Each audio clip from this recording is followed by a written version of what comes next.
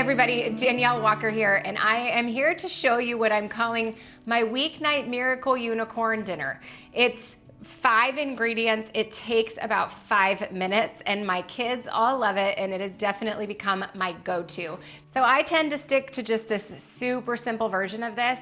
It's just 5 simple ingredients and it takes no time at all in the Instant Pot. And the best part is, if you want to get creative and you want to throw in some veggies like spinach or even shredded zucchini to sneak a little bit of veggies into your children's dinner, you can do that. You can switch up the kind of meat that you want to use. We're using the frozen meatballs today, but I also have some sliced up Italian sausages. You can just keep it vegetarian if you want, but it is very foolproof, very easy. Grain-free, gluten-free, optional. Of course, if you just want to use regular pasta, you can do that as well. But let's get going here. I'm gonna start with my pot on saute mode high. There's a couple reasons for this. One is it just very quickly sears the meatballs that are frozen and raw, by the way. So these are meatballs that I made up. I usually make 4 pounds of them up at a time, and then I just freeze them. These are kind of little baby meatballs, but this is ground beef. There's a few different ingredients in it. You can get the full recipe for the meatballs if you want over on the blog post for this recipe. But if you don't have frozen meatballs on hand, you can always buy some store-bought meatballs. They don't necessarily have to be raw. I just think this makes it super easy because I don't have to brown or cook the meatballs first.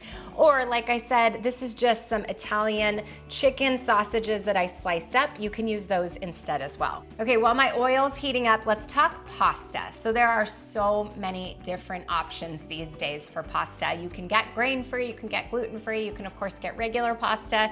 Today what I'm using is chickpea pasta, and I like the Whole Foods 365 brand because the only ingredient in the pasta is chickpea. There's no starches, there's no gums, nothing to it but chickpea. These are really great. I also really love for my kids the jovial brown rice pasta. They also have a cassava pasta to keep it grain-free as well. So you've got quite a few different choices. My tip for cooking is to flip the back of the package, look and see how long it says to cook it, cut that in half, and then subtract a minute. So if the package says to cook for 8 to 10 minutes, let's go with the lower part, which is 8, cut that in half for 4, and then subtract a minute. So you'll cook for 3 minutes. You can always put the lid back on and cook an extra minute if your pasta is too al dente. You cannot go back once it's overcooked.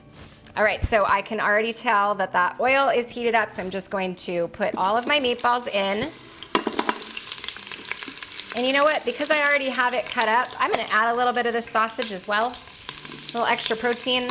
My kids go for the meatballs usually, so it'll be nice to have an alternative for when they take all of them. At least Ryan and I will have something to eat.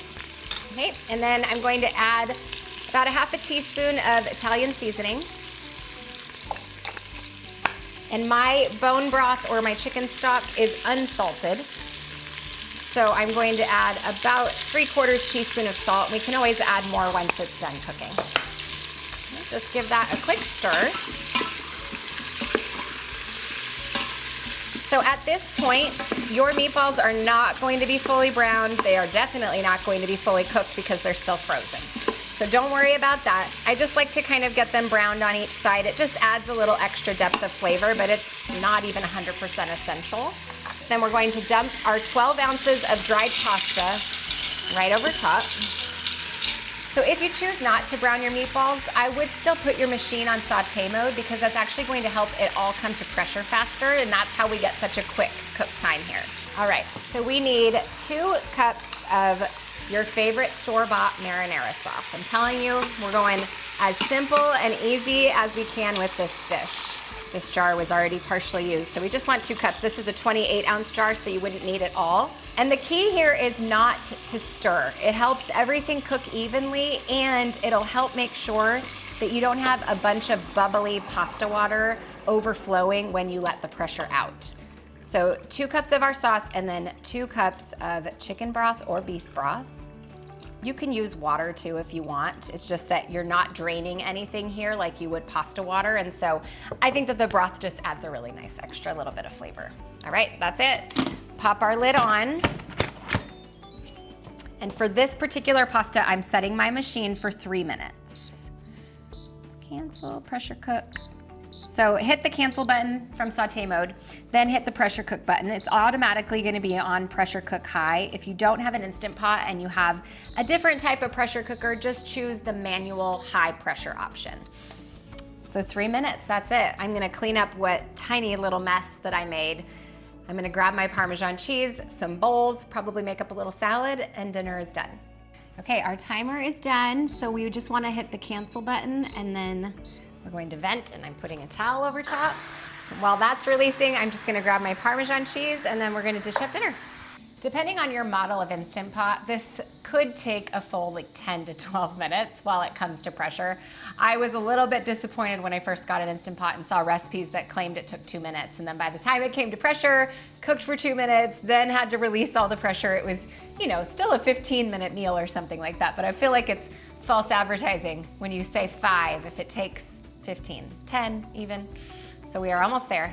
As soon as that little silver button goes down, you know that it's done. There we go. Okay. Let me tell you guys a little trick that I didn't learn until I'd had my Instant Pot for a couple of years. Not all of them have it, but do you see this little nub here? I don't know if it's called a nub. There are 2 holes on each side of the Instant Pot that you can actually put it in. For the longest time, I was always trying to figure out how to put it on my countertop without burning myself. I'm not gonna do it right now because you won't be able to see what I'm doing, but that's what they're meant for. They're like little lid holsters. All right, so look at that. I'm gonna hold this just so I can actually stir it. Depending on what pasta you use, you may or may not have a little bit of liquid still at the top or a little bit of sauce. Just stir it in and it's going to absorb it. But look how perfectly cooked the pasta is. Our meatballs are completely cooked. And I kind of joked, but actually kind of not joked, that because the pasta cooks in the liquid, and like I mentioned, we're not draining anything, you get a little bit of a more starchy sauce. And it reminds me a lot of the SpaghettiOs that those of us who are 90s kids grew up eating all the time. That sauce kind of had a little bit of a thickness to it, maybe because the noodles sat in the can for so long. But that's kind of what this sauce reminds me of a little bit. I'm telling you, the ease of this dinner has saved my life, especially with back to school. We've already got lots going on with homework and packing lunches, and I work full time, so to be able to just come home and put this into the Instant Pot for dinner and not have to worry too much about dinner has been a huge lifesaver for me. And of course, the fact that all 3 of my kids will eat it without complaint and Ryan is a massive win. So I have some of my cashew Parmesan cheese. It's almost gone, sadly. I need to make some more. This is from my Eat What You Love cookbook. You can, of course, use some Parmesan if you want as well. And then if you can tolerate sheep's milk, but you can't tolerate cow's milk cheese, you could always use some Pecorino Romano as well. Okay, that's it. There you go, your 5-minute dinner that takes about 15, but still incredibly fast. Make sure to thumbs up this video if you liked it, and of course leave me a comment below to tell me what you added in or what kind of pasta you used, and be sure to hit that red subscribe button so you don't miss any future recipes. And I also can't wait to see what kind of add-ins you do. I mean, we've got meatballs and sausage in here tonight, so I want to see if you do chicken, if you add spinach, what kind of noodles you want to use. I just am super curious to see how it turns out for you. So enjoy.